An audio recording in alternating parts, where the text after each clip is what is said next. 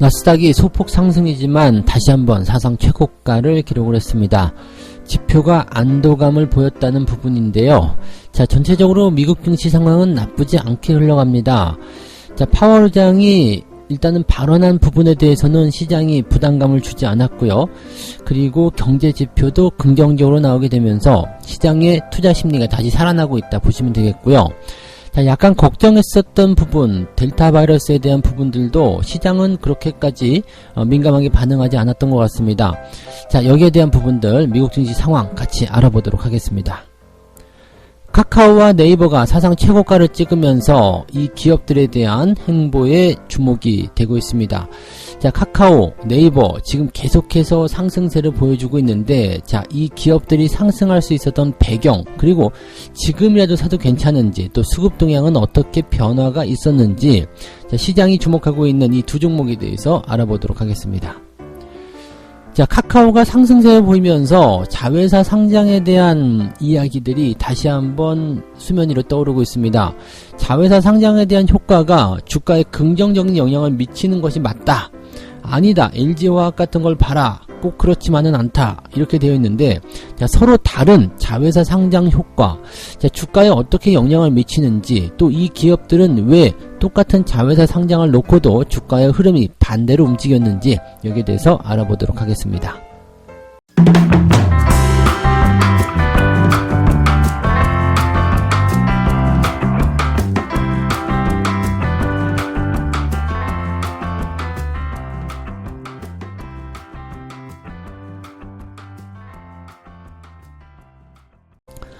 네, 반갑습니다. 자, 오늘은 6월 24일 목요일입니다. 자, 미국 증시 상황이 계속적으로 괜찮은 방향으로 흘러갑니다. 일단 나스닥이 사상 최고가, 소폭 올랐습니다. 아주 살짝 오른 것 같지 않게 올랐긴 했습니다만 어쨌든 사상 최고치죠.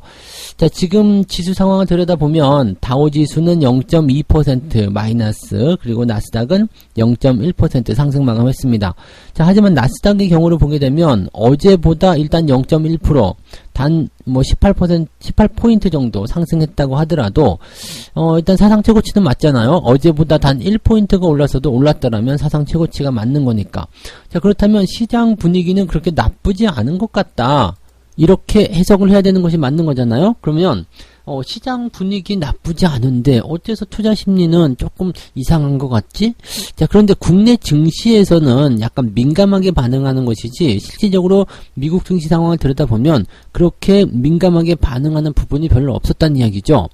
경기 후퇴에 대한 어떤 부담감, 이런 것들 많지 않고요. 또 경기 지표에 대한 어떤 기대감들이 다시 한 번 더 생겨나고 있기 때문에 실질적으로 이 시장 전반에 걸친 투자 심리는 주가가 더 갈 수 있겠다, 괜찮네, 이러한 느낌들이 많이 있었다고 보시면 되겠고요. 바이러스 관련한 부분들도 미국 시장에서는 그게 크게 받아들이지 않고 있는 모습이다라고 생각하시면 되겠습니다. 자, 이 부분에 대해서 이제 알아보죠. 자, 일단은 경제지표 먼저 조금 알아볼게요. 자, 6월 제조업 구매관리자 지수 PMI 지표가 이제 예비치가 발표가 됐습니다. 62.6이 나왔어요. 전달보다도 조금 상승했어요. 전달이 62.1이 나왔는데 0.5 정도가 상승세를 보였죠. 자, 전문가들 예상치가 61.5였으니까 이것보다는 훨씬 나았다. 그러니까 전문가들은 이 PMI, 즉 구매관리자 지표가 오히려 전달보다 떨어질 것이다 라고 전망을 했었는데, 이럼에도 불구하고 역대 최고치를 경신해 버립니다. 이 구매관리자 지표는 뭐냐면, 이제 쉽게 얘기하면 이제 자재과장의 생각이라고 보시면 되겠습니다. 회사를 보면은 이제 실제로 구매를 하는 그 담당 부서인 자재과가 있잖아요. 그러니까 지금 현재 회사에서 만드는 생산품이라든지 이런 것들이 얼마만큼 잘 팔리는지, 또 아니면 앞으로 이 판매량의 증가가 어떤 식으로 나갈 것인지 예측을 해서 실질적으로 이 회사 내의 재고를 확보하는 데 주력을 해야 되는데, 자, 제품이 잘 팔려요. 그러면은 재고가 부족하겠죠. 그래서 계속 구매를 하게 되고, 앞으로 잘 팔릴 것 같으니까 앞으로 또 구매를 할 예정이 있다, 이렇게 되는 것이 구매관리자 지수입니다. 그래서 100명 중에 그러니까 63명 정도가 추가 구매를 해야 된다, 지금 구매를 열심히 한다, 앞으로 더 사드릴 것이다, 이런 식으로 얘기를 하는 거라고 보시면 되겠습니다. 그래서 그런 내용들이 지금 현재 긍정적으로 작용이 되었겠다, 즉 경기가 살아나고 있다는 얘기는 마찬가지겠죠. 자, 그 다음에 서비스업 PMI 지표 같은 경우는 64.8이 나타났습니다. 전달이 70이 나타났기 때문에 이거보다 약간 둔화되었다라고 볼 수 있겠습니다만 그래도 그렇게 나쁘진 않았어요. 전문가 예상치가 70 정도였는데 이 서비스업 지표의 그 강력한 상승 패턴들은 조금 둔화되는 모습 보였습니다만 여전히 높은 확장세죠. 60이 넘었다라는 것 자체만으로도 일단은 경기가 확장되고 있다. 관련 업종이 좋아지고 있다라고 볼 수 있는 부분입니다. 그래서 이 서비스업 PMI 지표 역시도 좀 전달보다 나쁘게 나타나긴 했지만 괜찮은 확장세를 보이고 있다. 이렇게 보시면 되겠죠. 자, 그러다 보니까 이제 전체적으로 시장에 이제 참여 중인 투자자들이 바라보는 이 시장 경제의 전망은 밝다라고 볼 수가 있는 거죠. 여기다가 뭐 파월 의장이라든지 연준 위원들의 어떤 이벤트들 다 끝나면서 또 시장이 거기에 대해서 뭐 부담스럽지 않다라고 얘기를 하고 있는 부분이 됐기 때문에 긍정적으로 이제 시장이 받아들이지 않았을까 판단해 볼 수 있는 내용이 되겠습니다. 자, 걱정스러운 부분 중에 하나가 이제 델타 바이러스일 텐데 질병예방센터죠. 질병통제예방센터. 여기 뭐 이야기들을 좀 살펴보게 되면은 상당히 이제 좀 부담스럽다 그런 부분들이 좀 나타납니다. 이제 월렌스키라는 사람이 이제 이 CDC 질병통제센터 소장인데 이 사람은 이제 몇 달 뒤에는 지배적인 변이 바이러스가 이제 델타 바이러스 될 것이다 이런 얘기가 나왔는데. 또 다른 이야기들 나타나고 있죠. 전염병 연구소, 알레르기 전염병 연구소에 보면 이제 파우치라는 사람, 이 외국인 이름이라서 이름이 되게 어려운데요. 앤서니 파우치. 파우치는 뭐 가방 아닌가? 하여튼 이 사람이요.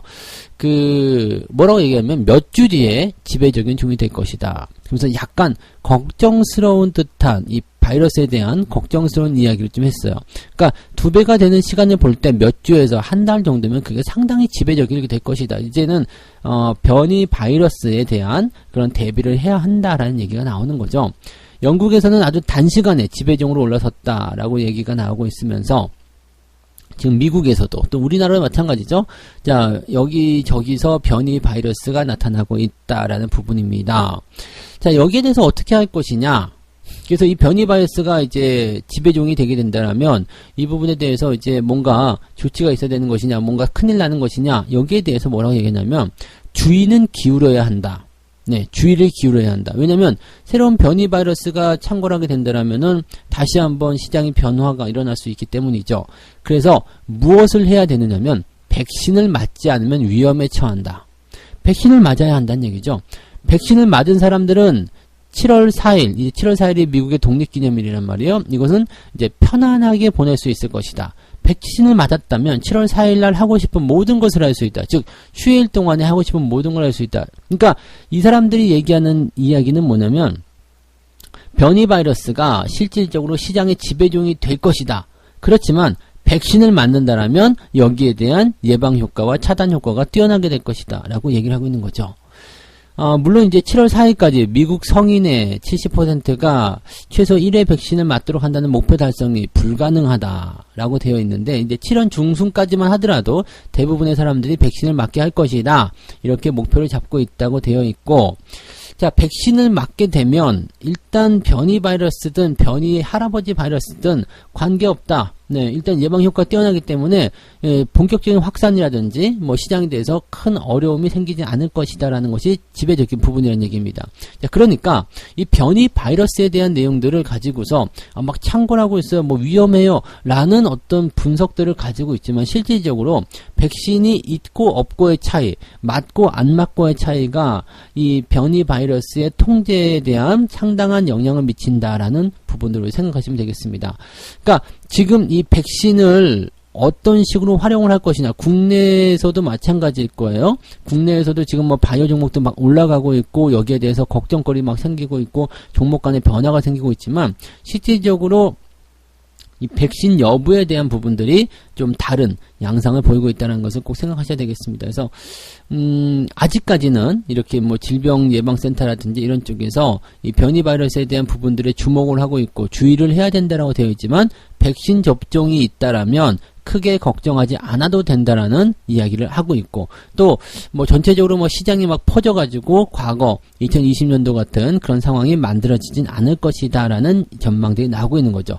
그렇다면 국내 증시에서 바이오 종목들 단기적으로 막 치고 올라가는데 여기에 너무 집중하셔서는 안 된다는 말씀 드려야 될 것 같아요. 물론 지금이야 그런 것들에 대한 부분들이 크게 부각이 되면서 바이오 종목들의 반등이 나타나고 자금이 이동하는 모습이 나타나고 있지만, 이런 부분들은 과거처럼 연속적으로 몇 달간, 1년 넘게 이렇게 계속 움직이지 못한다는 이야기입니다. 그래서 단기적 상승에만 그칠 수 있기 때문에 여기에 대한 매매는 신중을 기해야 한다는 것을 꼭 여러분들이 기억하셔야 되겠습니다. 그래서 미국 시장 상황을 전체적으로 살펴보게 되면 바이러스라는 부담스러운 내용이 있지만 경제지표의 상승 효과를 통해서 또 바이러스에 대한 통제력에 대한 또 백신에 대한 기대감에 대한 그런 것들이 전체적으로 좀 바이러스의 상황들을 억눌러주게 되면서 시장에서 그렇게 크게 신경 쓰는 모습은 아니다라는 것을 생각하셔야 되겠습니다. 그렇다면 시장은 부담스럽지 않다. 국내 증시 역시도 마찬가지겠죠. 뭐 크게 부담되지 않는 선에서 움직이게 될 것이다 라고 생각하시면 될 것 같아요.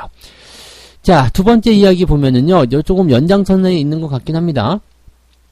카카오와 네이버가 나란히 사상 최고가를 찍었다. 자, 지금 변이 바이러스에 대한 내용이란 말이에요. 변이 바이러스. 그 다음에 대형 기술주의 강세가 이제 미국 시장에서 나타나다 보니까 이 비대면 플랫폼 기업들이 다시 주목을 받을 것이다 라는 전망이 나오면서 주가가 올라갔죠. 어떻게 보면은 바이오 기업들이 상승한 것과 같은 맥락을 볼 수 있을 것 같아요. 뭐 진단 키트라든지 그 다음에 백신, 치료제 이런 기업들의 주가가 꿈틀꿈틀 움직인 것과 비대면 플랫폼에 대한 기대감이 높아지는 것 같은 맥락이 아니겠느냐라고 봐야 되겠죠. 그래서 네이버와 카카오가 거기에서 대장이라고 볼 수 있잖아요. 그 대장 종목들이 주가가 상승하는 모습이었고, 뭐 그 조금 안쪽으로 들어가서 본다라면 중소형주 쪽에서도 뭐 비대면 회의라든지 이런 기업들이 다시 조금씩 움직이는 모습들이 나타났을 겁니다. 그래서 그러한 부분들 참고하시면 될 것 같은데, 어쨌든 시장이 주목하고 있는 것은 네이버와 카카오, 왜냐면 신고가를 기록하고 있기 때문이고요. 증권사에서 계속적으로 좋다, 더 올라갈 것이다, 목표주가 상향해라 이렇게 얘기가 나오는 부분이 있잖아요. 자, 네이버 같은 경우는 8%대 상승하면서 마무리가 됐죠. 그 다음에 카카오 같은 경우는 이제 16만 9,500원 16만 9,500원에 마감하면서 역대 최고치를 기록을 하게 됩니다. 자, 이런 상승이 계속 될 것인가, 여기에 주목이 많이 되고 있는데, 이거는 이제 그 종목 간의 수급 동향을 좀 살펴보면 답이 조금 보이실 것 같아요. 지금 이 기업들이 상승한 배경은 일단 기술주, 그 나스닥에 속해 있는 대형 기술주들, 마이크로소프트라든지 아마존, 구글 이런 것들이 일제하게 상승세를 보이는 부분, 여기다가 국채금리가 하락하게 되면서 성장주에 대한 부담감이 많이 줄었다라는 내용들, 그 다음에 코로나 델타 바이러스의 변이 확산에 대한 부분들이 확산이 되면서 비대면이 더 길어질 것이다라는 부분들. 자, 요게 이제 주가를 끌어올리는 모습이었는데, 일단은 뭐 금리 인상은 어쨌든 가능 부분이에요. 그래서 이것도 답이 정해져 있는 거죠. 지금 당장은 아니겠지만 금리 인상은 정해져 있는 부분이고, 금리 인상이 되면 기술주들이 부담을 받는 것은 당연한 얘기. 이것도 이렇게 생각해야 되는 내용이고요.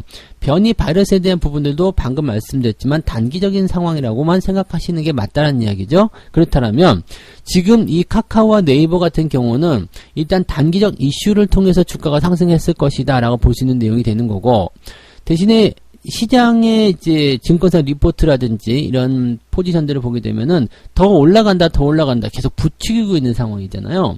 그런 상황이기 때문에 지금 이 기업들의 개인들 매수가 굉장히 많이 쏠렸을 것이다 라고 생각할 수 있는데, 여기 한번 잘 보시면 네이버에는 기관과 외국인이 매수가 들어갔고요. 그 다음에 카카오는 개인들이 매수를 합니다. 개인들이 매수했다는 것은 반대로 외국인과 기관이 팔아먹었다는 얘기가 되는 거겠죠. 자, 여기에서 이제 중요한 포인트가 나타나게 돼요. 네이버의 주가를 보게 되면 사상 최고치라고 하더라도 이제 막 저항을 넘어선 모습이에요. 물론 전일 너무 많이 올랐기 때문에 조금 내려가는 모습이 나타날 수 있어요. 그렇지만은 분위기는 일단 네이버가 추가 상승이 나타날 수 있는 가능성 더 높다라고 볼 수 있겠죠. 또 카카오 같은 경우는 어때요? 지금 개인들이 매수가 들어갔기 때문에 이것 역시도 상승할 수 있어요. 왜냐면 매수가 들어와서 주가를 끌어올리는 모습이다라고 볼 수 있겠지만 매수 주체가 서로 다르다는 부분에서 본다면 네이버와 카카오 두 개를 놓고 보면 네이버는 오르더라도 카카오는 조정을 받게 될 가능성이 높다는 얘기죠. 물론 조정의 시기가 당장 오늘이다라고 볼 수 없습니다. 오늘부터 조정 나가니까 당장 내다 파시오 이런 게 아니라 변화가 일어날 때 그 변동성에 대한 여부죠.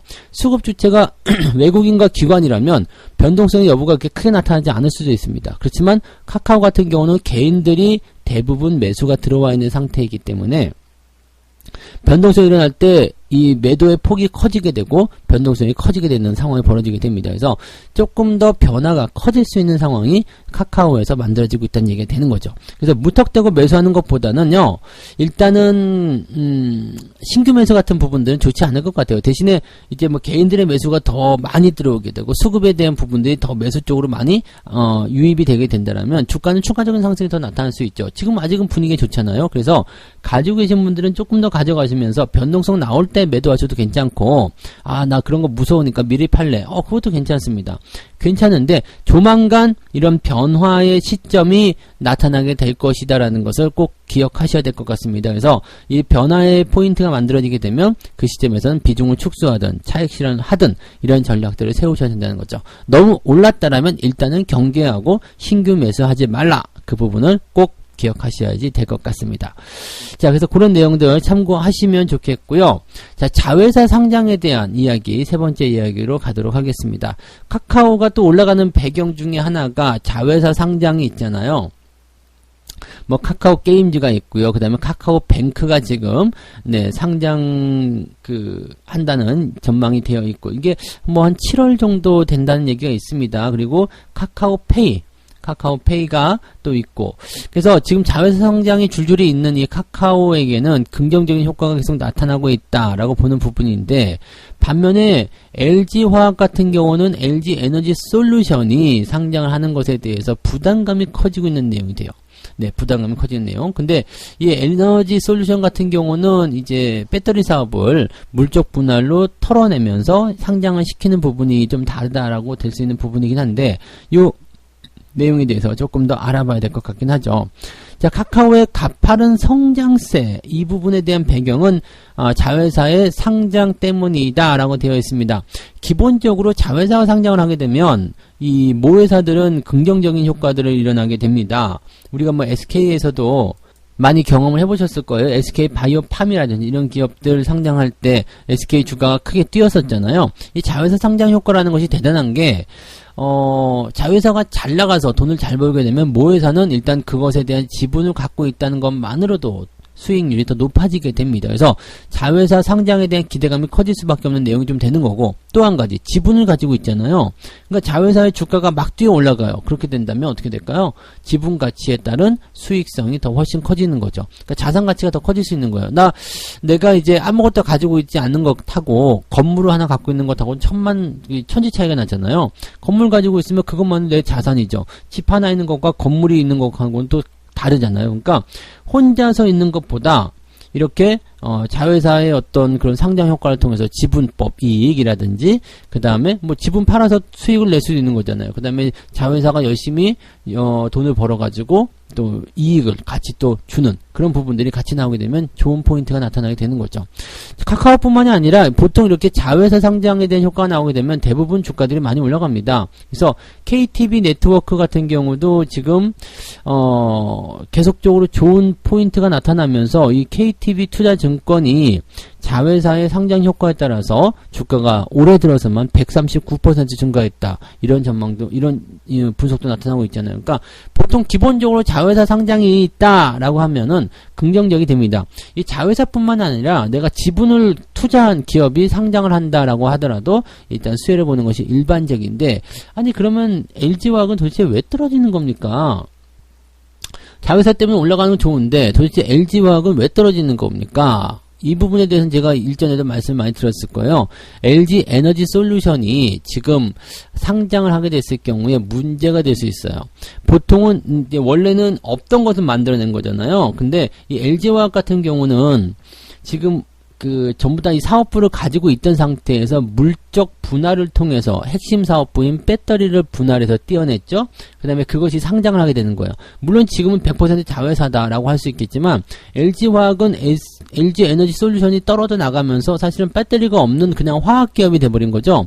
뭐 간접적으로 투자를 하고 있다라고 하더라도 이 부분은 부담이 되는 거예요. 우리가 LG화학을 매수했던 이유는 배터리 때문인데 배터리가 떨어져 나간대요. 그럼 LG화학을 더 이상 살 필요가 없잖아요. 그리고 우리가 전망 있게 봤었던 이 배터리 사업 부분이 새롭게 상장을 한대요. 그러면 그쪽으로 투자해야 되겠죠. LG화학 주가를 팔아서 배터리에 투자해야 될 이유가 충분한 내용이 되는 거잖아요. 그러면 LG화학의 주가 역시 매수가 더 이상 들어오지 않는다라는 부분, 또는 있던 것도 빠져나갈 수 있다는 부분, 이런 것들에서 부담이 생길 수밖에 없다는 얘기가 되는 거죠. 그러니까 이런 내용들은 이제 부담이 계속 커질 수밖에 없는 내용이 되는 거고, 자회사가 상장을 하지 않았을 때는 일단 100% 지분을 갖고 있고, 또 투자할 만한 어떤 그런 통로가 없잖아요. 그래서 LG화학을 통해서 간접 투자라도 해야 되는 상황이긴 한데, 이게 상장되면 얘기가 달라져요. 그러니까 LG화학 쪽에서 물량이 계속 빠져나올 수밖에 없다라는 것을 참고하셔야 된다는 얘기가 되는 거죠. 만도 같은 경우도 최근에 변동성을 겪었었는데 비슷합니다. 자율주행 사업부를 물적 분할하겠다. 자, 이렇게 되면 지금 LG화학하고 똑같은 내용이잖아요. 핵심 사업부 왜 정리하느냐? 그러면 니네가 남는 게 뭐가 있느냐?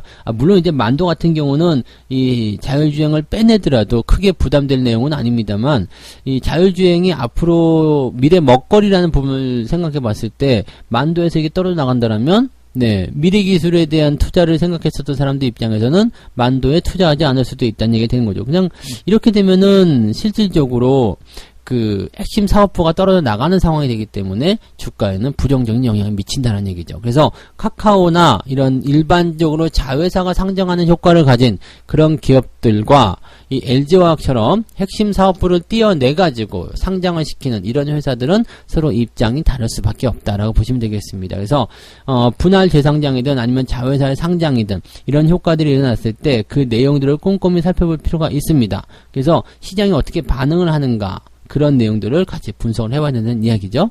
역시 뭐 LG화학은 그다지 좋아 보이지 않는다는 것을 또다시 말씀을 드려야 될 것 같죠. 자, 이렇게 세 가지 이야기 말씀을 드렸습니다. 지표가 안도감을 보이면서 나스닥이 사상 최고치를 찍어냈고요. 걱정했었던 변이 바이러스에 대해서는 백신에 대한 어떤 효과들이 아직까지도 입증이 되고 있기 때문에 거기에 대해서 크게 부담이 없는 상황이다. 그래서 시장 자체가 가지고 있는 부담감은 크지 않다라고 보시면 될 것 같습니다. 카카오와 네이버가 사상 최고치를 찍었는데 일단은 단기적인 상승은 계속 일어날 수가 있습니다. 그래서 거기에 대한 포인트는 우리가 긍정적으로 보고 있어야 되지만, 이 가지고 있는 재료, 올라간 재료가 변이 바이러스에 대한 비대면 플랫폼의 확대, 그리고 뭐 금리가 국채금리가 떨어짐에 따른 기술주의 상승 등등에 대한 내용들은 일시적인 부분들의 가능성이 굉장히 높다라는 것을 생각하시고요. 수급 동향 또 살펴보게 되면 카카오가 또 더 많이 부담스럽다는 것을 우리가 알 수가 있습니다. 그래서 그런 것들 이제는 신규 매수보다는 매도 타이밍을 잡아야 되는 시점이다라는 것을 우리가 생각을 하고 대응을 하셔야 될 것 같습니다. 자, 자회사 상장에 대한 효과는 일단 기본적으로 호재로 작용이 되지만 LG화학처럼 이렇게 핵심 사업부를 띄어내가지고 대응이 되는 경우에서는 이야기가 달라진다라는 걸 여기서 또다시 한번 이야기해드렸습니다. 그래서 뭐 자회사가 상장을 한다, 없던 것들, 뭐 생각하지 않았었던 것들이 상장한다 해서 좋은 효과를 보는 것이 일반적이긴 하지만 이런 식으로 물적 분할을 통해서 상장을 시키는 이러한 포인트들은 좋지 않다라는 것을 꼭 명심하셔야 될 것 같습니다. 자, 책 한 곡지 읽고 마무리하도록 하겠습니다. 투기적 광기에 빠진 대중은 구제불능이다. 재무용어로 말하자면 셋 이상은 세지 못한다는 말이다. 계산을 못한단 말인, 나 투기가 아닌데? 아무튼 계산을 못하시는 분들이네요. 자, 어떤 움직임이 있기만 하면 기업 가치나 시장 강형을 따지지 않고 무조건 매입하려고만 한다.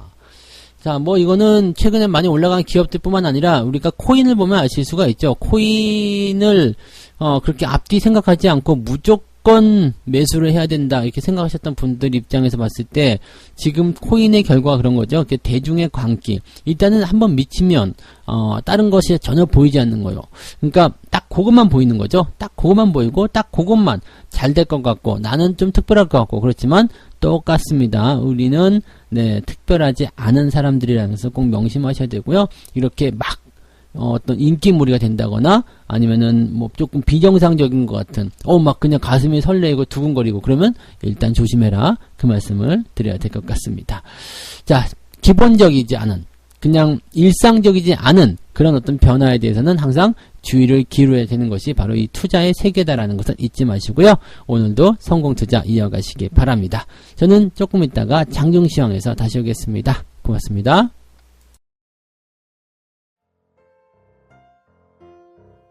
본 방송에서 제공되는 모든 정보는 투자 판단의 참고 자료이며 투자의 최종 책임은 본 방송을 이용하는 본인에게 있습니다.